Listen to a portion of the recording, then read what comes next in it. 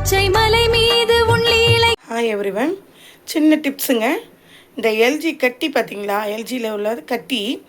இதை வந்து என்ன பொடிசாக நம்ம ரெடி பண்ணி வச்சுக்கிட்டோன்னா நம்ம தேவைக்கு நம்ம வந்து கடாயில் போட்டு பெரட்டி சின்ன சின்னதாக எடுத்துப்போம். அதை நான் உங்ககிட்ட காட்டுறேன்.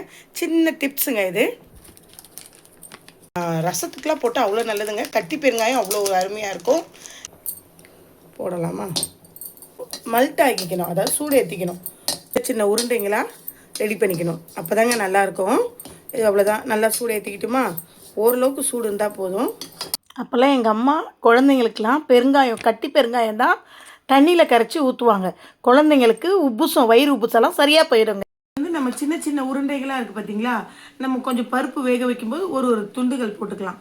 இது தாங்க சின்ன டிப்ஸு. இந்த எல்ஜி தூள் வாங்கினா இப்படி செய்யுங்க, சூப்பராக இருக்கும். தேங்க்யூ.